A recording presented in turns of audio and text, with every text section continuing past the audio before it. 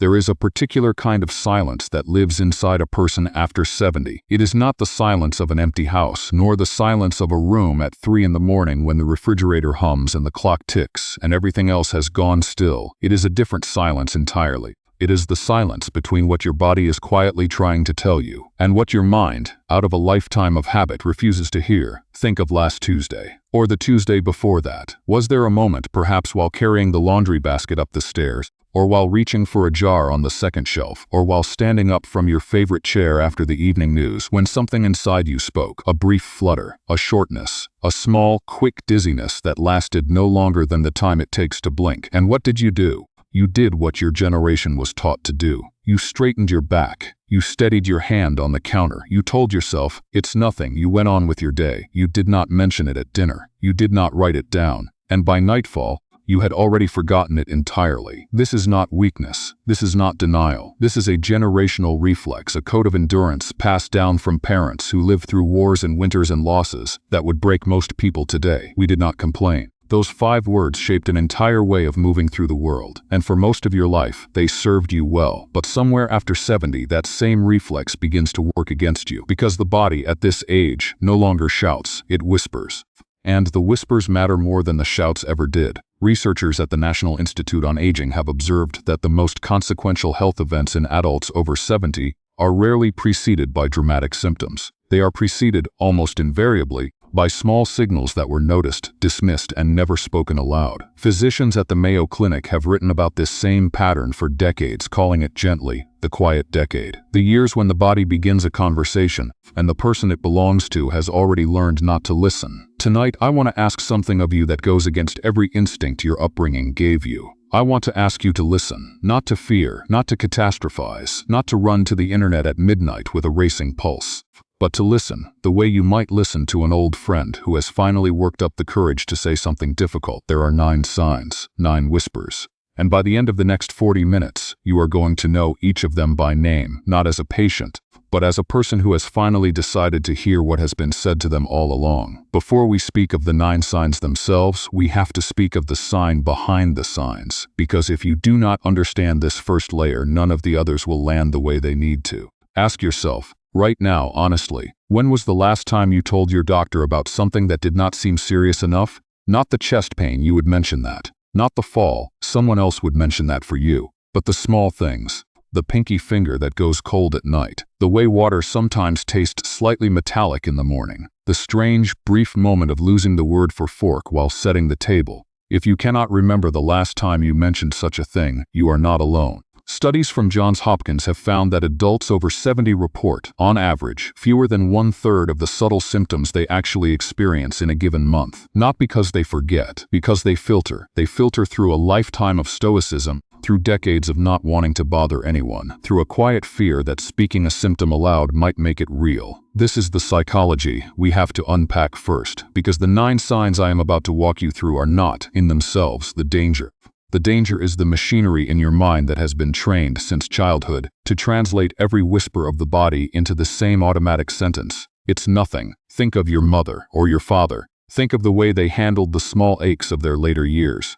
Did they mention them? Did they see a doctor for the shortness of breath while gardening? Did they speak of the way their hand trembled slightly when they poured the coffee? Or did they, like most of their generation, absorb it, carry it quietly, alone? Because that was the shape of dignity as they understood it. You inherited that shape. You are still wearing it. And that is not a flaw. That is a testament to a generation of extraordinary resilience. But resilience at 72, at 78, at 83 must now be joined by something else, something newer, something that does not come as naturally. That something is permission. Permission to notice, permission to name, permission to say aloud, without shame, without apology, this happened, and I want to understand it.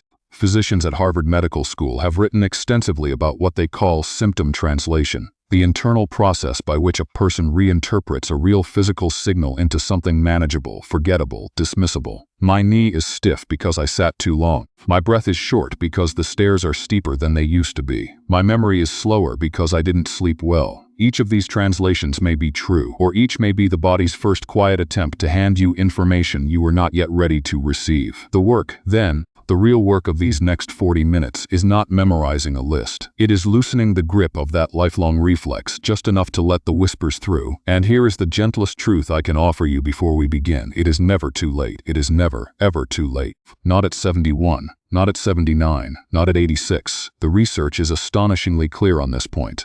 Adults who begin paying attention to these subtle signs in their 8th decade, even their 9th, show measurable improvements in vitality, cognition, and independence within months, not years, months. The body at any age is still listening for the moment you decide to listen back, so take a breath, settle into your chair, put down whatever you were half holding in your other hand, and let us begin, not with alarm, not with a list, not with a doctor's clipboard, but with a slow, careful, tender unpacking of what your body has already been telling you. 9 signs, 9 doors, each one opening onto a room you did not know was there. We begin with the 4 signs closest to the surface, the ones you have almost certainly noticed, and almost certainly dismissed. I call these the outer whispers because they live in the daily texture of an ordinary week. They do not interrupt life, they fold into it, and that is exactly what makes them so easy to miss.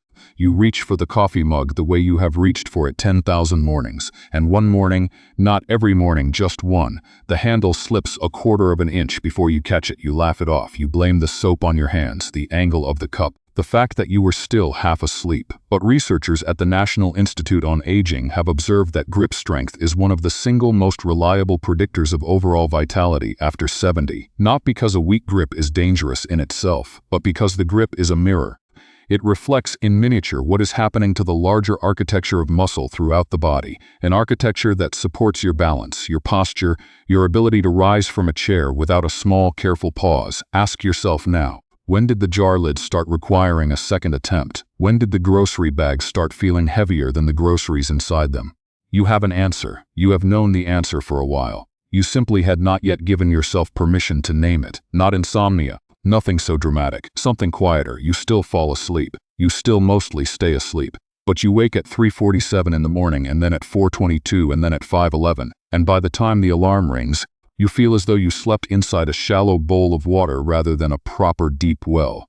Physicians at the Cleveland Clinic have noted that this fragmented pattern, what they gently call sleep architecture erosion, is one of the most underreported signs in adults over 70. It is underreported because it does not feel like a symptom. It feels like aging. It feels like just how it is now. But the erosion of deep sleep has consequences that ripple into every other whisper on this list. Memory falters when sleep frays. Balance falters when sleep frays. Mood, appetite, immune response, all of them lean on the same invisible pillar. When was the last time you truly slept through the night? Not woke up feeling fine, slept through. If you cannot remember, that is the sign speaking. This one is subtle because it disguises itself as sensibility. I'm eating less because I don't need as much anymore. I'm not as hungry because I'm not as active. And often that is entirely true, but not always. Sometimes the retreat of appetite is not a matter of need. It is a matter of the body's chemistry beginning to shift in ways the mind has not yet caught up to. Researchers have observed that a slow, unnoticed decline in food intake, even by 200 or 300 calories a day, can, over months, quietly hollow out muscle mass, bone density,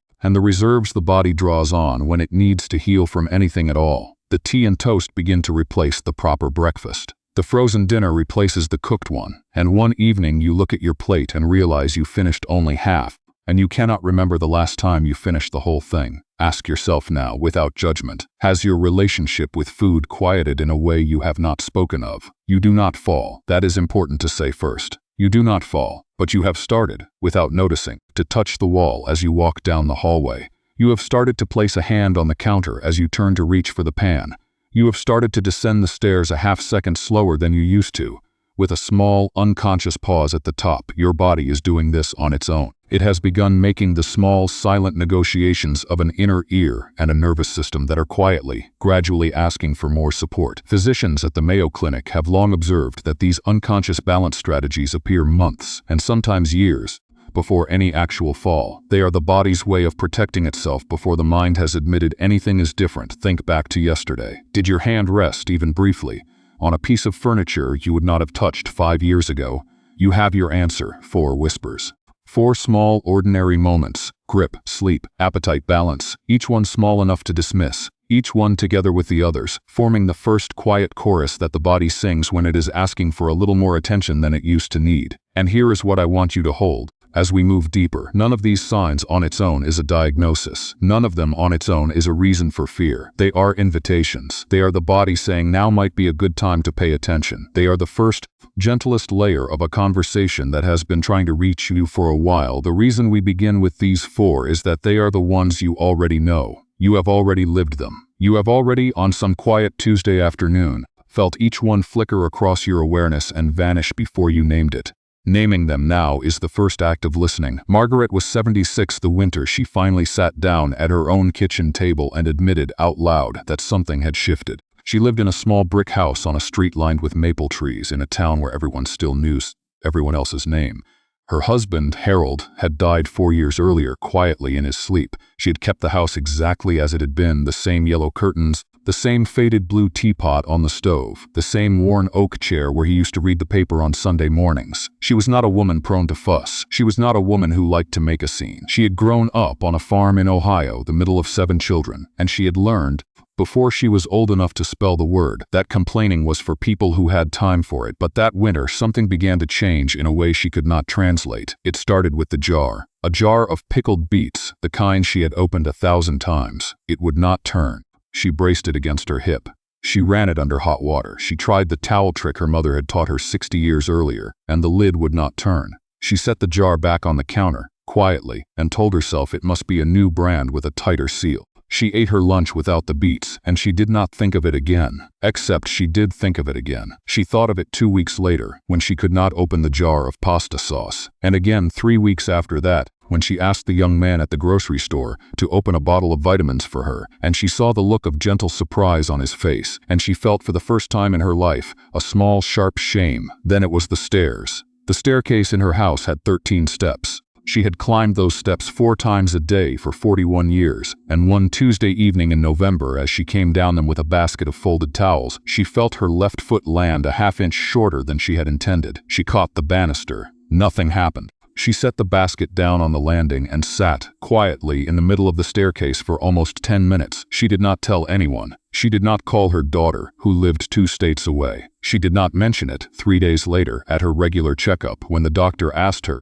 in that cheerful voice doctors use, "Any concerns today, Margaret?" She said, "No, dear, everything's fine." But everything was not fine. And the miracle of Margaret's story, and this is a real story, in the shape of 10,000 real stories that physicians at institutions like the Cleveland Clinic have documented for decades, is that a granddaughter came for Thanksgiving. A 22-year-old granddaughter named Claire, who had just finished a nursing course, and who watched, over the course of 4 days, as her grandmother touched the wall walking to the bathroom, as she left half her plate uneaten, as she woke at 4 a.m. and sat by the window in the dark. Claire did not say much. She simply sat down at the kitchen table on the Sunday morning before she left, and she said, "Grandma, can we talk about the jars?" And Margaret cried, quietly, into a paper napkin. Not because she was frightened, but because someone had finally noticed the thing she had spent 6 months trying not to notice herself. What followed was not dramatic. There was no emergency. There was no hospital. There was a slow, careful conversation with her physician, in which, for the first time in her life, Margaret gave herself permission to list the small things: the grip, the stares, the sleep, the appetite. Her doctor listened, and what Margaret learned over the next several weeks was that each of those whispers had a name, and each of them had a gentle, steady path forward. Some strength work, a different approach to protein, a conversation about a medication that had been quietly draining her energy for 2 years, a small change to the way she used the staircase. Within 4 months, Margaret was opening her own jars again. Within 6, she was sleeping through the night for the first time since Harold had died. Within a year, she wrote a letter to Claire that ended with a single sentence: "Thank you for hearing what I had stopped saying." Margaret is 79 now. She still lives in the brick house. She still keeps the yellow curtains and the blue teapot. And every Sunday morning when she opens a jar without struggle, she thinks quietly, briefly, of the winter she almost let the silence win. Her story is not exceptional.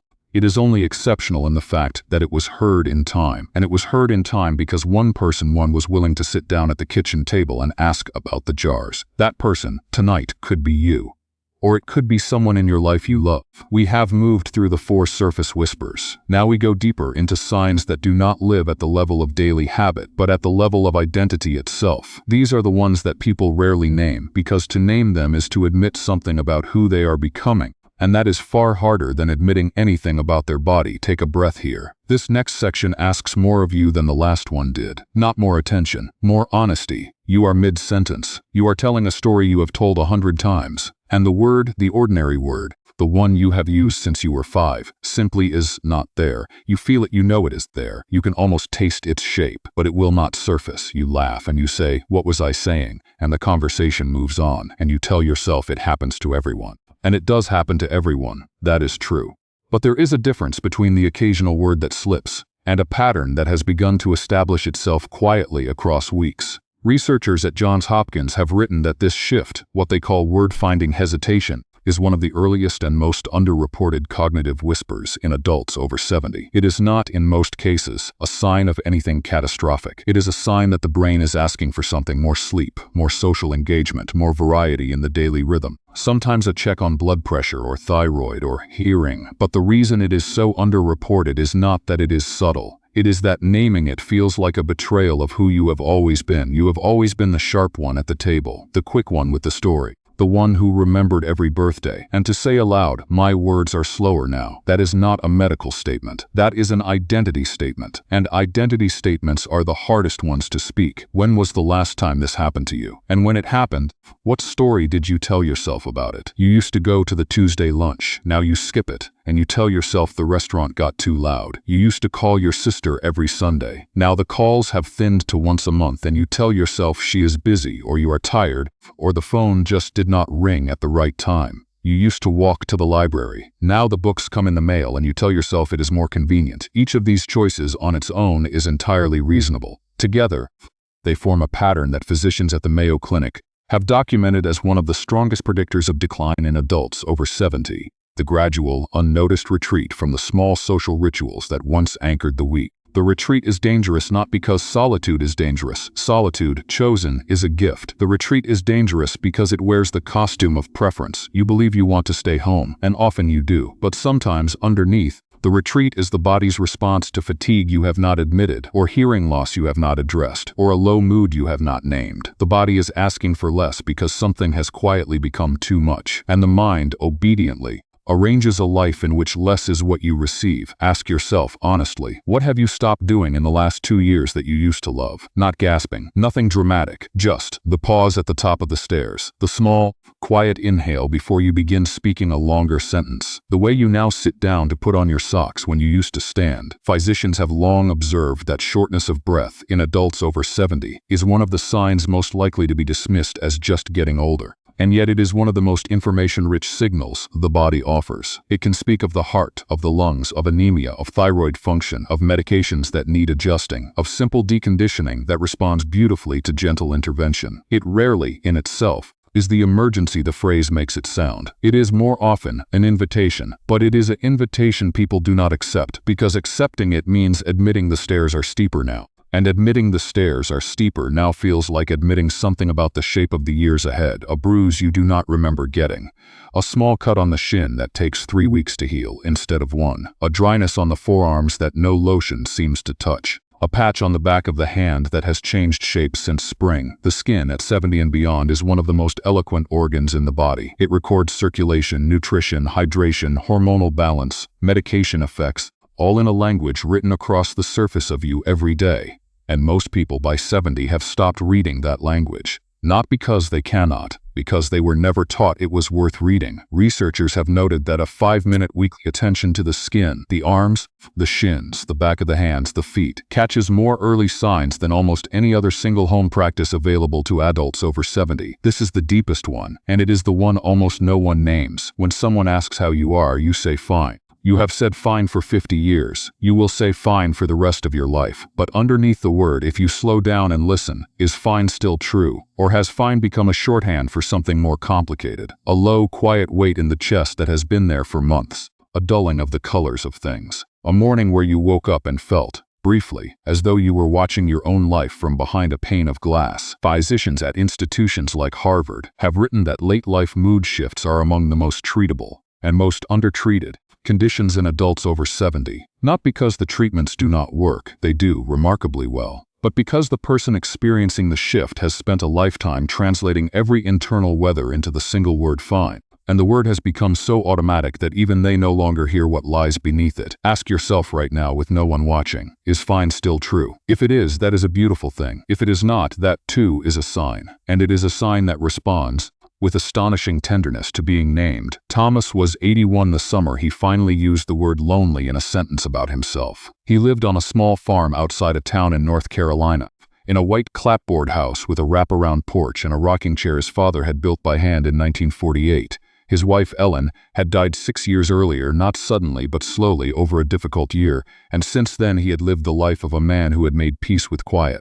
He fed the chickens, he tended the vegetable garden, he read the paper on the porch every morning, and every evening he sat in the rocking chair his father had built, and he watched the light change across the far field. By any outside measure, Thomas was well. His blood pressure was steady. His doctor said his heart was strong as a horse. He walked to the mailbox and back twice a day. He was, in the language of the medical charts, doing beautifully for his age, but something had begun to happen inside Thomas that no chart was measuring.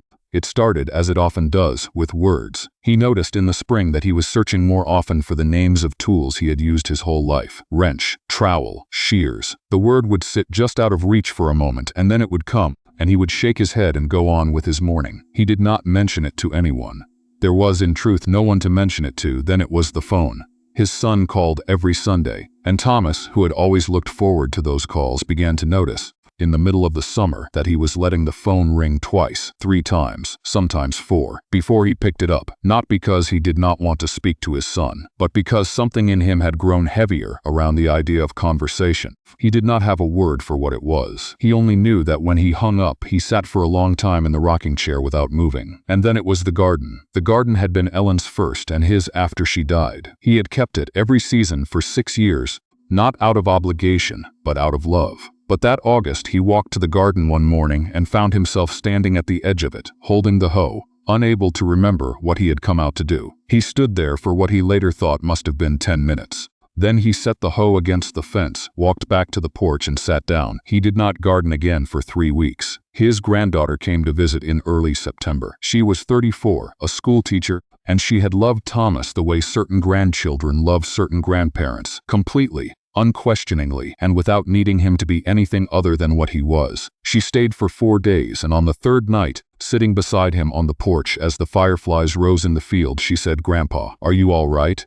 And Thomas, who had answered fine to that question 10,000 times, opened his mouth to say it and found that the word would not come. He sat for a long moment, and then he said, quietly, in a voice that surprised him, "I don't think I have been, honey. I think I've been lonely for a long time. And I didn't have a word for it." She reached over and took his hand. She did not cry. She did not tell him it would be all right.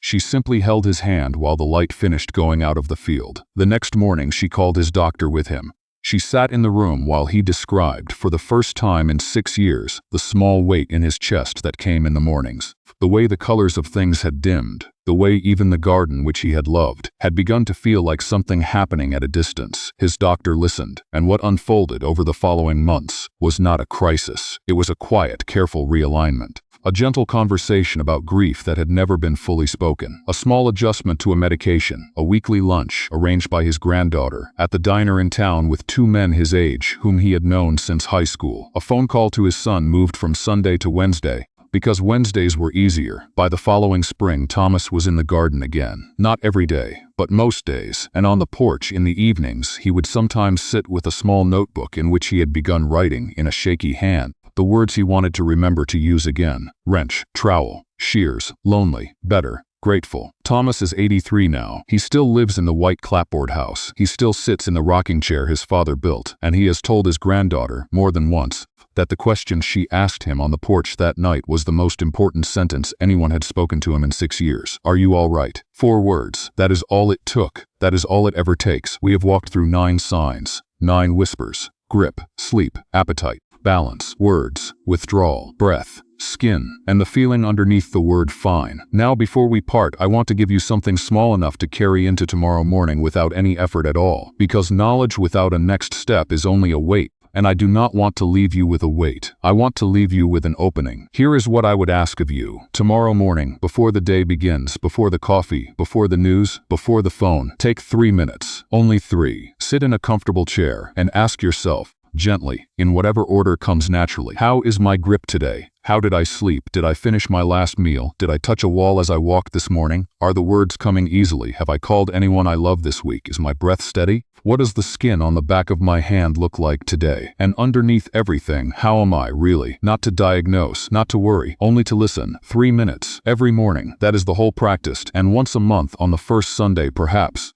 or on a date that matters to you. Take one of those mornings a little longer. Write down in a small notebook whatever came up in the previous 4 weeks that you would not ordinarily have mentioned to anyone. And bring that notebook the next time you see your doctor and place it on the desk between you and say the sentence that took Margaret and Thomas so many years to learn. There are some small things I would like to talk about. That is the plan. That is the whole plan. 3 minutes a morning, one notebook, one sentence at the doctor's office. Because researchers at institutions like the National Institute on Aging, Harvard, Mayo, Johns Hopkins, and the Cleveland Clinic have shown again and again and again that the single greatest factor in vitality after 70 is not genetics, not luck, not the perfect diet, not the perfect exercise. It is the willingness to notice and the willingness to name what has been noticed. That is within your reach today. It was within your reach yesterday. It will be within your reach 10 years from now, because it is never too late. It is never, ever too late. Not at 72, not at 79, not at 86, not at 91. The body is still listening. The mind is still capable of extraordinary tenderness toward itself, and the door to a fuller, steadier, more present life stands open at every single age. If this walk through the 9 signs has meant something to you tonight, if even one whisper has become a little clearer, a little more nameable, I would ask a small, gentle thing of you. Give this video a like so that other people your age, who have been carrying the same quiet signals alone, can find their way to it. Subscribe if you would like to walk together like this again. And in the comments below, leave a single word, just one, and let that word be hope. Because when you write that word, you are not writing it only for yourself. You are writing it for every person who scrolls past and sees it, and remembers that they too are not alone in the small silences of a life after 70. Thank you for listening. Thank you for the courage it took to sit with these 9 doors and to open even one of them. It is never too late.